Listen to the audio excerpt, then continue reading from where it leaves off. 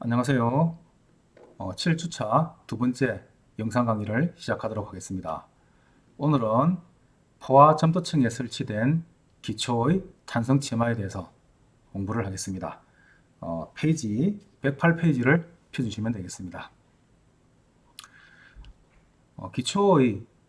기초가 좀 전에까지는 우리가 사질토층에 설치된 기초에 대해서 공부를 했고요.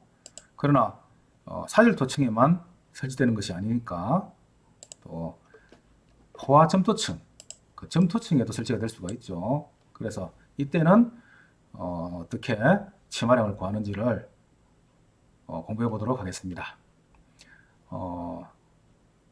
젠부나 또 베리움 또는 제너스리 이런 사람들은 그 포화 점토 지반 위에 포화 점토 지반은 여기 이제 포화가 되어 있으면은 물로 가득 포화가 되어 있죠.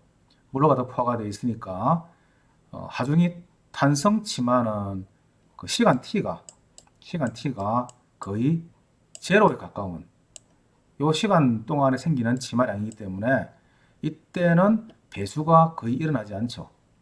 배수가 일어나지 않기 때문에 물은 비의 압축성이고, 그래서 포화송비는 0.5로 처리를 합니다. 그래서 포화점토에서는 포화송비가 탄성 치마일 경우만 그렇습니다.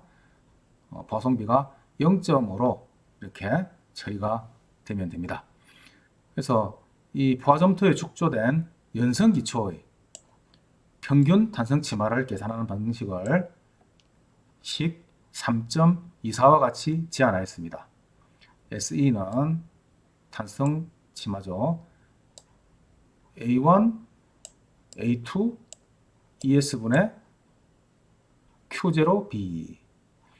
자, 여기서 A1은 B분의 H와 그 다음에 B분의 L의 함수입니다. 그리고 A2는 B분의 DF의 함수입니다. 그래서 크리스티안이나 캐리어는 이를 수정해서 그림 3.10 같이 이렇게 이 B분의 H에 대한 A1의 값, 그 다음에 B분의 DF에 대한 A2의 값을 이렇게 그래프로 제안을 했습니다. 자, 이 도표를 가지고 찾아서 A1과 A2 값을 넣고 ES는 탄성계수고 Q0는 기초폭 B에 적용하는 상제하중이 되겠죠. 그리고 폭 B 이렇게 넣고 풀면은 여기에 포화점토층에 설치된 기초의 탄성 침하량이 산정이 됩니다.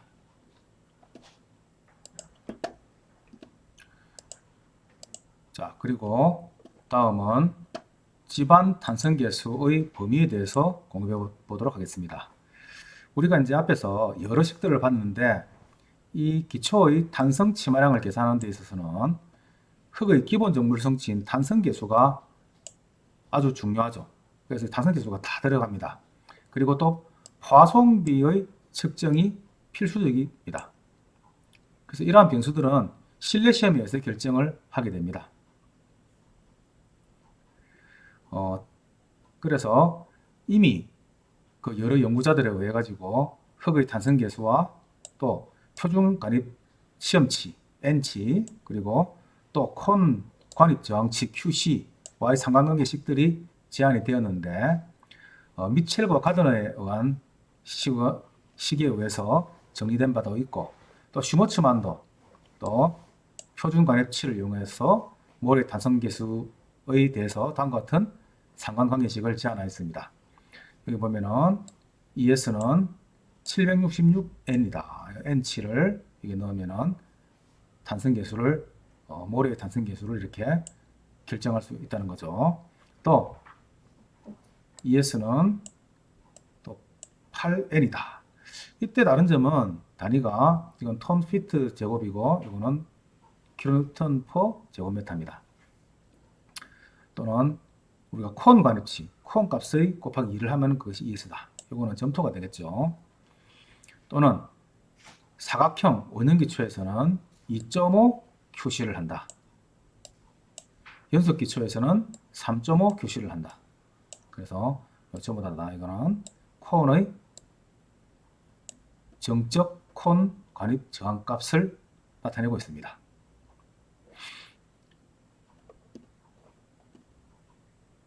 그리고 여러 가지 흙에 대한 탄성계수와 파송비를 정할 수 있도록 표 10도 주어졌는데요.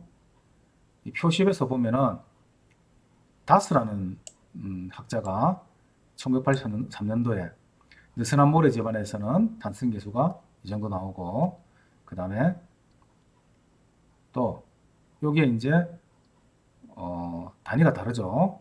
그래서 우리는 탄성계수 메가 뉴턴 퍼 제곱미터 요 값을 우리가 알면 되겠습니다. 파송비도 이렇게 이제 쭉 이렇게 나타내게 됩니다. 그래서 우리가 집안이 어떤 집안인지를 우리가 알아서 여기에 대해서 맞는, 예를 들어서 뭐 모래와 자갈층이다 이러면은 탄성계수가 이렇게 되고, 또 파송비도 이렇게 넣는 이러한 작업을 하면 되겠습니다. 그리고 점토의 탄성계수는 또 이렇게 C값과 관련되어서 250C에서 500C 정도, 이건 정교밀 점토이고, 750C에서 1000C 정도, 이거는 과밀 점토에 이렇게 적용할 수 있도록 식을 이렇게 넣어 놨습니다. 이때 C값은 점토의 비배수점 장력 CU가 되겠습니다. 자, 지금까지는 탄성치마에 대해서 우리가 공부를 했고, 이번에는 기초의 안밀치마에 대해서 공부를 해보도록 하겠습니다. 이 안밀치마는 여러분들이 2학년 때 토질역학에서 다 공부를 했기 때문에 전체적인 내용은 다 알고 있을 겁니다. 그래서 여기에 대한 추가 설명을 조금 더 하도록 하겠습니다. 자, 1차원 안밀치마, 1차 안밀치마라고 하죠. 이 안밀치마는 구조물의 하중에 의해서 집안에 발생한 간극수압의 소산에 의해서 발생한다. 그리고 또 시간의 함수이다. 시간 t가 0에서부터 해가지고 이 t가 무한대까지 가는 이러한 중간 과정에서 이제 이 안밀치마가 있게 되죠. 1차원 안밀치마의 공식은 이와 같습니다. 즉 점토층 미소 구간의 연직 변형을 전체 깊이에 대해서 적분하면 전체 점토층의 안밀치마량을 구할 수 있다, 이렇게 얘기하고 있습니다. 여기서 입실론 V는 연직 변형률이 되겠습니다. 이거는 1 플러스 2분의 델타 E가 되죠. 1 플러스 2분의 델타 E. 그리고 이 델타 E는 간극비의 변화를 말합니다.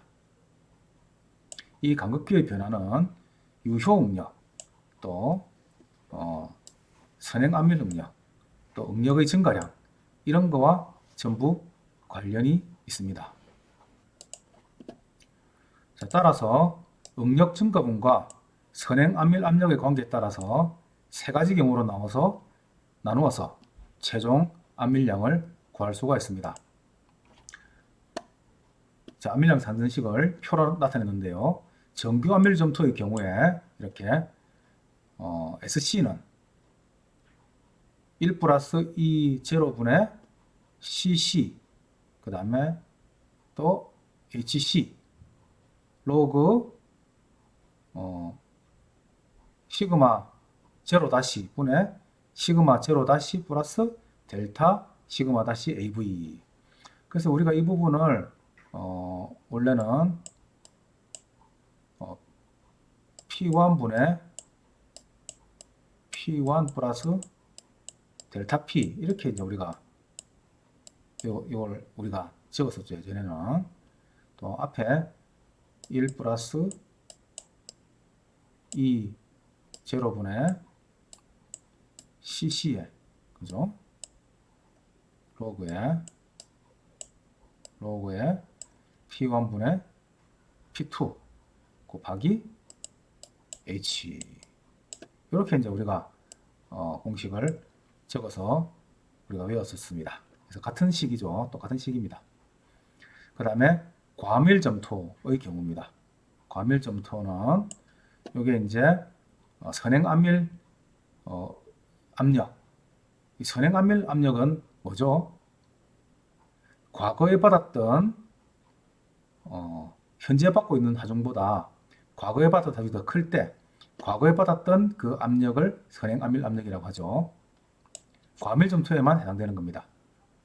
그래서 선행암밀 압력보다 지금 적은 압력을 받고 있을 때, 그러니까 현재 지금 받고 있는 응력과 응력 증가량의 합이 선행암밀 압력보다 적을 때는 그냥 그대로 이 식으로 적용하면 되고요. 만약에 지금 선행암밀 압력보다 지금 현재 더 많은 응력 증가량 때문에 이보다 더 큰 압력을 받고 있을 때는 이걸 두 개로 나누어서 이렇게 계산을 하게 됩니다. 이제 여기서 시그마 제로-는 기초 축조 전 점도층이 받는 평균 유효 응력이 되겠죠. 그래서 앞에 우리가 돌려하기서는 P1으로 우리가 배웠습니다. 그 다음에 델타 시그마 AV 다시, 요거 AV가 들어가면 에버리지입니다. 평균입니다. 그래서 기초의 축조로 인해서 점토층이 받는 평균 유효력의 증가량. 델타란 말이 앞에 세모 표시가 이게 지금 그리스어로 델타입니다. 델타란 말은 증가량을 의미하는 것입니다. 그리스어로 델타입니다. 델타. 그 다음에 E0는 점토층의 초기 간극비입니다. 최초의 간극비 E0입니다. CC는 압축지수입니다. 압축지수. 그 다음에 CS는 팽창지수. 팽창지수가 됩니다. CS. 그리고 HC는 점토층의 두께가 되겠습니다.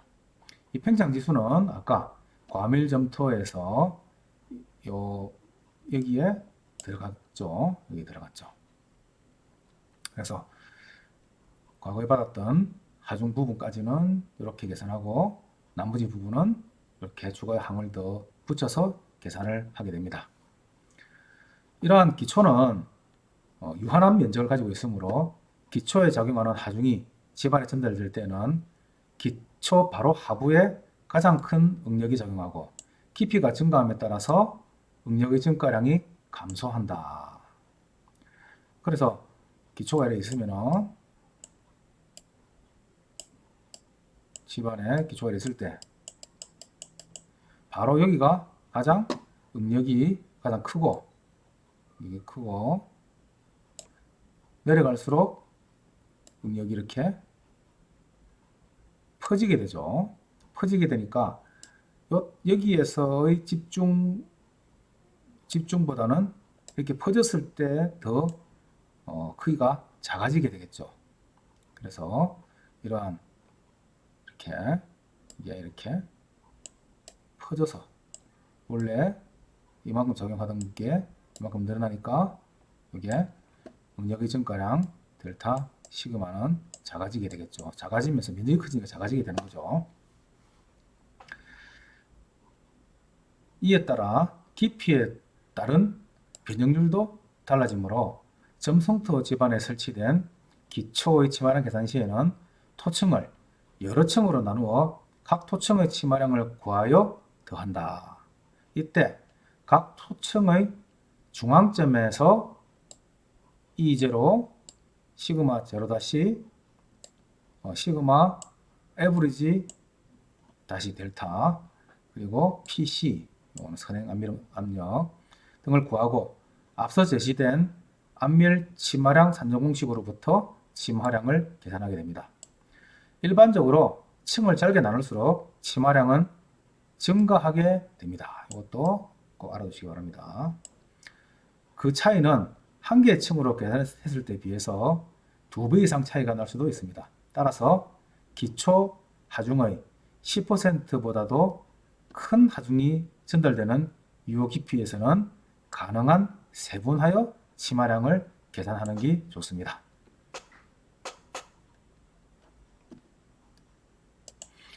그렇다면 여기에 대한 기초암밀 침하에 대한 예제를 풀어보도록 하겠습니다.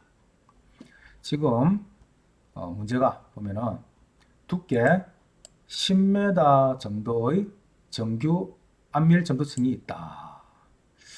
그래서 지금 이제 집안이 이렇게 있다고 보면은 지금 점도층의 깊이가 이게 한 10m 정도 된다고 보겠습니다. 10m 정도 된다고 이렇게 봤을 때 자연암수비가 50%, 포화 단위 중량이 17.5kN/제곱미터, 비중이 2.68, 액성한계가 70%였다. 이때 한 변의 길이가 5m인 정사각형 기초를 시공했을 때 100kN/제곱미터의 등분포화 중의 기초에 작용한다면 암밀 치마량은 얼마인가? 이때 점도층을 한 개 층으로 한번 해보고 그 다음에 두 개 층으로 또 세 개 층으로 나눠서 각각 한번 계산해 보라 이렇게 이야기를 했습니다. 이때 지하 수위는 지표면과 일치한다고 했으니까 지하 수위가 지표면에 이렇게 있다는 게 되겠죠. 자, 그러면은 먼저 우리가 자연암수비와 비중 이런 것을 준 목적은 초기의 간극비를 구하라는 그 말이죠. 그래서 우리가 조지 워싱턴은 SE 하는 공식을 이용해서 이때 포화 단위 중량이기 때문에 여기 SE의 S는 S를 꼭 올리는데 S는 1이 되겠죠. 1. 포화 단위 100%니까 1입니다. 그래서 조지 워싱턴은 SE 이 식 여러분 알고 있죠?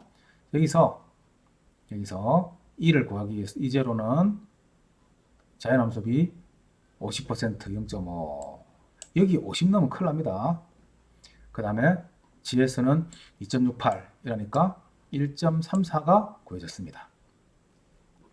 다음에 X한계를 주어진 것은 우리가 이 CC값 압축 지수값을 구하라는 거죠.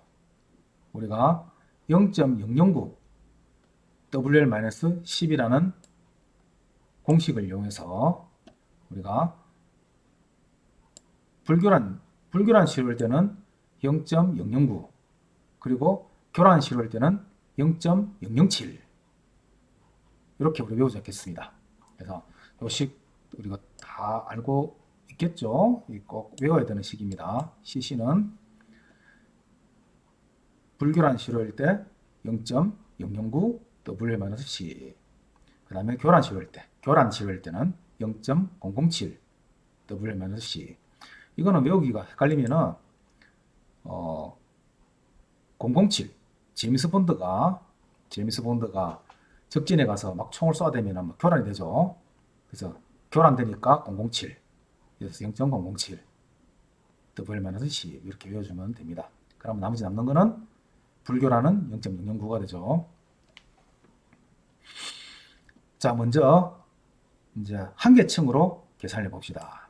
식은 앞에 주어진 거에서 C는 1 플러스 2제로분의 CC HC 로그 시그마 제로 다시 분의 시그마 제로 다시 플러스 델타 시그마 에브리지의 다시 이 식을 이용해 보도록 하겠습니다.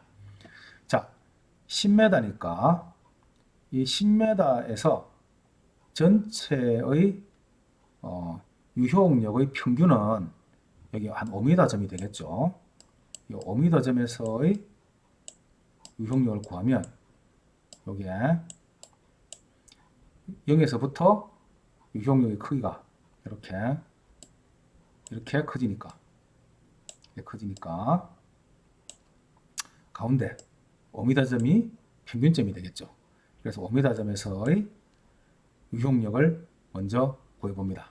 그러면은 요 곱하기 그 다음에 포화 단위 중량 17.5에서 물의 단위 중량을 빼주면은 이렇게 되면 요거는 감마 다시가 되죠. 포화 단위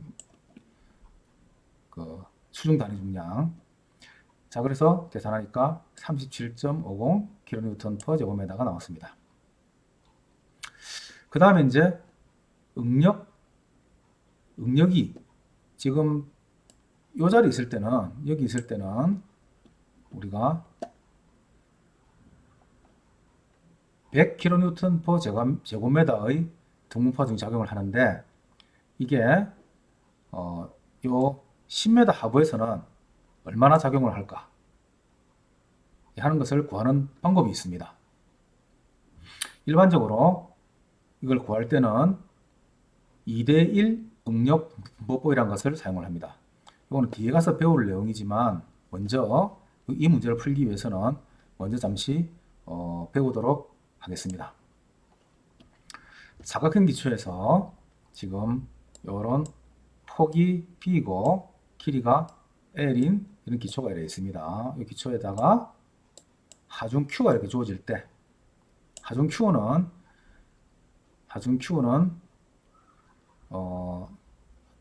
이거는 하중 단위죠. 그래서 이거를 B 곱하기 L로 나눠주면은 이게 응력이 됩니다. Q0가 되죠. 그러면은 깊이, Z 깊이 이하에서의 위치에서의 각각의 응력의 증가량은 얼마나 되겠느냐 하는 게 이제 우리 문제가 됩니다. 여기서 각각 이렇게 폭 B가 퍼져 가지고 이렇게 넓어졌을 때 응력의 증가량 델타 시그마는 얼마가 되겠느냐 하는 것을 이제 결정하는 방법이죠. 이때 일반적으로 많이 사용하는 방법이 2대1 응력 분포법입니다. 이 2대1 응력 분포법은 깊이 부분을 2로 보는 겁니다. 그리고 밑에 이 부분을 1로 보는 거죠. 그래서 2대1로 되어 있죠. 2대1로. 여기도 마찬가지로 이렇게 잘라주면은 이것도 2고 1이죠. 그러면은 깊이가 Z니까 요거는 이 부분은 2분의 Z가 되겠죠. 또 이것도 마찬가지. 여기 Z니까 이 부분은 2분의 또 Z가 됩니다. 요건 똑같이 B이고요. 그러면 요건 두 개 더하면은 B 플러스 Z가 되죠. 이쪽도 마찬가지입니다. 이쪽에서도 이렇게 보면은 똑같이 이렇게 이제 벌어지게 되죠. 벌어지니까 요렇게 잘라보면은 이것도 똑같이 L 플러스 Z가 됩니다. 여기서 반 부분은 요게 2분의 Z가 되고, 이렇게 잘라가지고 반 부분은 또 2분의 Z가 되고, 요거는 L이니까 L이고 2분의 Z 하니까 L 플러스 Z가 됩니다. 결국은 이 2대1 분포법은 요 기초 저면에 작용하는 응력은 전체에 퍼져 있는 이 큰 넓이의 응력과 같다는 것을 전제로 해서 구하는 거죠. 그러니까 델타 시그마 곱하기 이 전체 면적은 이 축이 B 플러스 Z, 이쪽 축이 L 플러스 Z, 그리고 델타 시그마는 이게 이꼴 또 아까 Q0 곱하기 B 곱하기 L, 그러니까 B 곱하기 L, 여기 두 개가 같다는 것에서 출발합니다. 그러면은 여기서 우리가 구하고자 하는 것은 이거니까 델타 시그마의 항으로 요 놈을 이렇게 바꿔주면은 B 플러스 Z, L 플러스 Z분의 그 다음에 Q0 B L이 되는 것입니다. 아주 유도하기가 쉽기 때문에 요거는 참 시험 문제도 잘 나오고 기사 시험에서도 잘 나오는 그런 문제이기 때문에 꼭 외워둬야 되는 그러한 공식이 되겠습니다. 다시 앞으로 돌아가서 그렇다면은 여기서 우리가 이제 응력의 양은 유효력은 구했고 평균 유효력은 구했고 그리고 이걸 가지고 다시 유효력 증가량 요 위치에서의 증가량 델타 시그마 AV 다시를 구해보면은 B 플러스 Z 그래서 B가 5고 밑에 이거는 10이 되겠죠. 요까지 요 부분에서 요 부분은 10이 되겠죠. 이렇게 나눠주니까 각각 이게 여기 5고 여기 2.5고 2.5고 여기에 2.5니까 10이 되겠죠. 그리고 그래서 5 플러스 5 플러스 5 10입니다. 이쪽으로 10이고 그리고 아까 구했던 100 곱하기 BL은 5 곱하기 5죠. 그래 구하니까 평균 유효력 증가량은 25.0 kN/제곱미터가 됩니다. 자, 이거를 다시 우리가 치마량을 구하는 식에다가 넣어서 풀어주면은 1 플러스 그 다음에 1.34 이거는 초기 강기죠. 그 다음에 cc 0.54 곱하기 암일층의 두께 10m 그리고 로그 그 다음에 시그마 제로 다시는 아까 37.5였죠. 그대로 넣어주고 그 다음에 응력의 증가량 평균 응력의 증가량 25 넣어주면 0.512m 그래서 51.2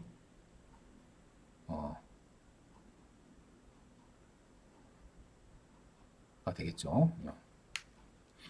그래서 51.2mm가 되겠습니다. 그죠? 그리고 이걸 두 개의 층으로 또 나눠서 계산해 봅시다. 그러면 두 개의 층으로 나눈다는 것은 이렇게 5m, 5m를 나눠서 다시 이 가운데 층의 응력의 평균을 구해서 이 가운데 층의 응력의 평균을 구해서 적용하는 이런 방식이죠. 먼저 요 5m까지에서의 가운데 층은 하면 이게 2.5m가 되겠죠. 여기가 2.5m가 될 겁니다. 자, 2.5m에 대해서 2.5m에 대한 초기 유효력 구하면 2.5 곱하기 수중 단위 중량 18.75 kN/제곱미터가 나왔습니다. 그리고 여기다가 또 평균에 대한 응력 증가량 그래서 이 위치에 대해서의 평균이 되겠죠. 따라서 5 플러스 이제는 2.5가 되겠죠. 2.5 그 다음에 위에는 같습니다. 100 곱하기 5 곱하기 5 하니까 44.44 kN/제곱미터가 됩니다.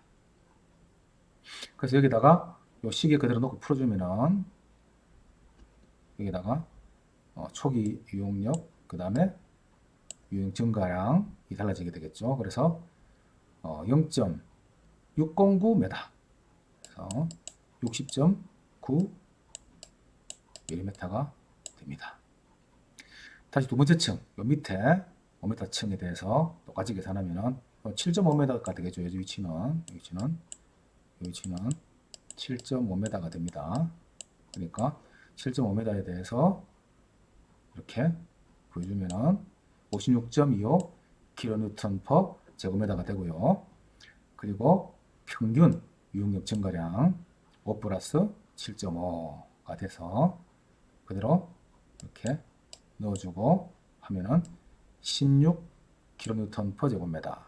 그걸 다시 체마란 산정식에 넣어서 이거를 넣고 풀어주면은 0.125m가 됩니다.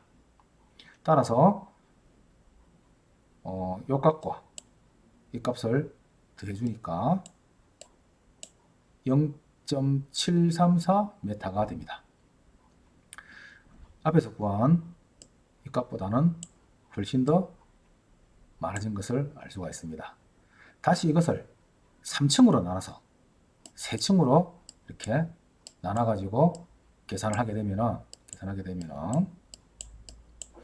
이렇게 S1은 S2, S3를 다 더해보면은 이렇게 되고 0.810m가 돼서 이거보다 더 또 이렇게 심화량이 커지게 됩니다. 여러분들이 3층으로 나눈 것은 직접 한번 해보시기 바랍니다. 자, 오늘 여기까지 해서 점토층의 안밀 침하에 대해서 공부를 했습니다. 자, 여기까지 여러분들 복습해서 다시 공부를 하시고 또 시험에 임하시면 되겠습니다.